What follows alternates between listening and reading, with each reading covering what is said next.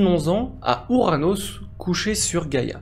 Peut-on parler d'Ouranos comme d'un pervers possessif? En tout cas, Gaïa, elle en a marre d'avoir son mari couché sur elle systématiquement et d'avoir ses enfants à l'intérieur d'elle qui grouillent, qui vivent leur vie. C'est pas très agréable pour elle. Je ne veux pas me l'imaginer, imaginez-le vous si vous voulez, moi c'est pas mon délire, voilà, chacun ses trucs, bref. Gaïa étant la représentation de la Terre, mais aussi de tout ce qui va avec, c'est-à-dire de la vie, de la bonté, et ben elle est aussi la représentante de tout ce qui va en mal avec. C'est qu'elle peut être cruelle, elle peut être injuste, elle peut être très dure. Et donc Gaïa, ce sont ces sentiments-là, ces sentiments négatifs qui vont remonter à force d'avoir ses enfants en elle et Ouranos couché sur elle. Gaïa va donc partir s'isoler et forger une faucille à base d'adamantite, le minéral le plus résistant. Elle va prendre son temps pour forger cette arme et va la cacher le temps de mettre en place son complot contre son mari. Votre envoyé spécial sur place, Syncredible, vous informe également qu'Ouranos s'est autoproclamé souverain des dieux, qu'aucun n'a osé s'y opposer par peur des représailles. Il est donc actuellement le divin des divins. Elle va aller voir ses enfants les uns après les autres. On a Gaïa qui prend forme humanoïde pour se déplacer à l'intérieur d'elle-même. C'est un délire, mais c'est comme ça que ça marche. Donc Gaïa va voir ses enfants les uns après les autres et va subir une succession de refus.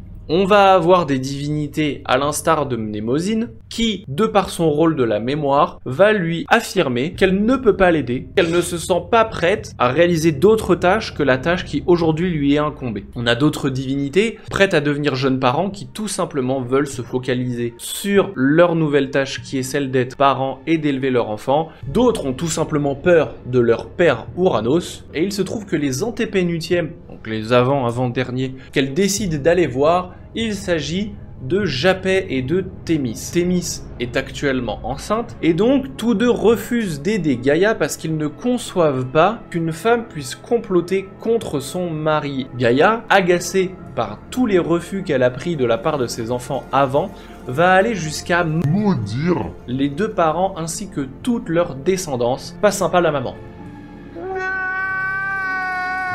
Gaïa va ensuite voir Rhea. Et Rhea, à l'instar de tous ses autres enfants, refuse. Mais cette fois, elle refuse pas de la même façon que les autres. Parce qu'elle souffle à Gaïa que son frère Cronos émet un très fort ressentiment envers son père. Et que donc lui sera très probablement à même de comploter avec elle. Il n'en faut pas plus pour Gaïa pour aller immédiatement voir Cronos qui effectivement est plein de jalousie et de ressentiment envers son père. Il est jaloux du pouvoir de celui-ci et le ressentiment qu'il a envers son père vient du fait qu'il est le petit dernier de tous les titans et les titanides et que concrètement son père ne s'est jamais occupé de lui. Cronos voue donc une haine très forte envers son père et quand sa mère lui propose de comploter contre lui, il accepte. Le plan est donc simple. Un soir où Ouranos souhaite prendre du plaisir avec sa femme Gaïa, Cronos l'attendant profite de ce moment de faiblesse pour le tailler.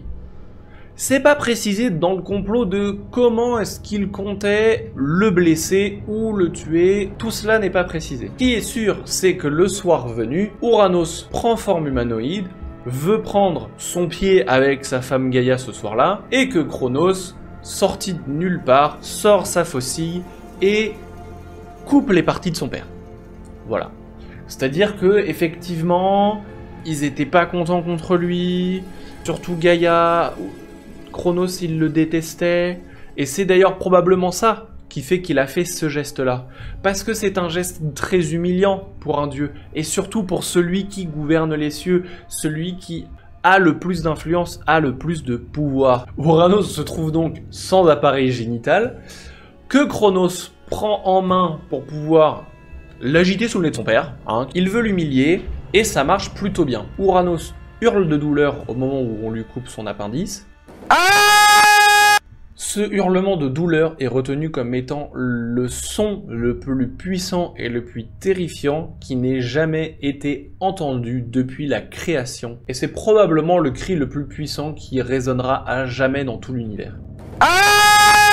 Ouranos instantanément se décolle de Gaïa. Et donc les enfants de celle-ci peuvent sortir. Pour autant le Boog, il va pas en rester là. Certes, on lui a coupé les parties et il en est carrément pas fier. Et donc il va maudire Cronos, lui indiquant que lui aussi serait un jour détrôné par un de ses enfants. Cronos, à ce moment-là, il lui rit au nez, son père n'a plus de bourse, il n'a plus de dignité, il est en mode « t'as juste le seum, gros, je te crois pas ». C'est à ce moment qu'Ouranos désigne Cronos ainsi que tous ses frères et sœurs de Titan. Et il le fait par rapport à l'ambition démesurément immense qu'a Cronos de prendre le pouvoir, et c'est à ce moment-là une insulte. Et il faut le comprendre parce qu'aujourd'hui, quand on utilise un adjectif par rapport au titan, entre autres titanesque, quand on dit une force titanesque, c'est positif. À l'époque, c'est une insulte. Donc Ouranos insulte son enfant et tous les frères et sœurs prennent aussi pour leur part. Parce qu'après tout le monde dans le même panier, ils étaient tous dans le même utérus, il n'y a pas de raison qu'ils se traitaient différemment. Et alors que son père s'éloigne, il balance les parties de son père jusque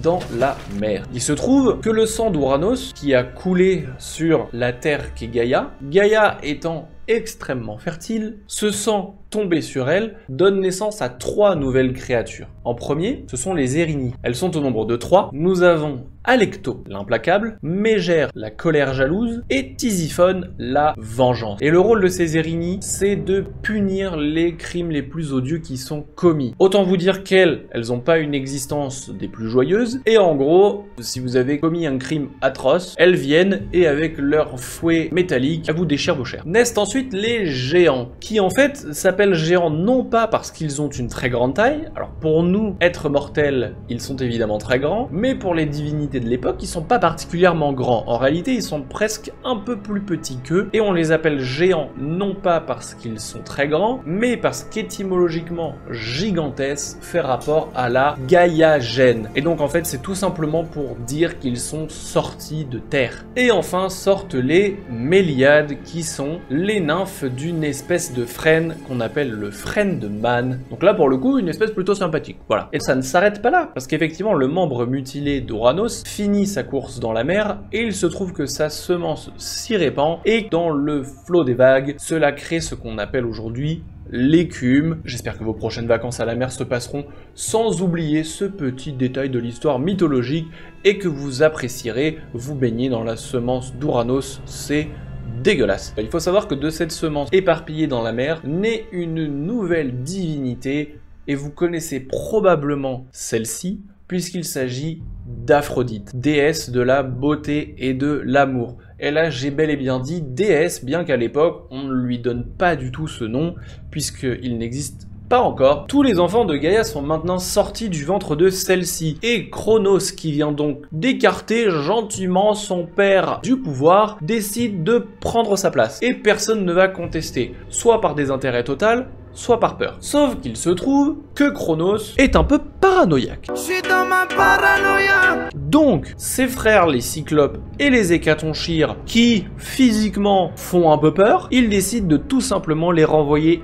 immédiatement à l'intérieur de leur mer, et plus particulièrement au Tartare. Donc les Cyclopes et les Hécatonchires ont vu la lumière du jour 2 secondes, et c'est ciao bye, ça retourne sous terre. Est-ce que Cronos est raciste? Ça, je vous laisse vous faire également votre avis. Suite à cet épisode extrêmement violent, Gaïa, bien qu'à l'initiative de ce complot, reste très choquée de ce qui s'est passé. Je sais pas si c'était prévu ou pas que ce soit les parties d'Ouranos qui soient coupées à ce moment-là, ou voilà, ça reste la déesse entre autres de la vie, et qu'on vient d'empêcher à Ouranos, son mari, de procréer à jamais. Très choquée par donc ce qui vient de se passer, mais tout de même libérée, elle décide de se retirer de la vie divine. C'est-à-dire qu'elle décide de vivre reclus et de ne plus du tout interagir avec les autres divinités. Salut mon pote.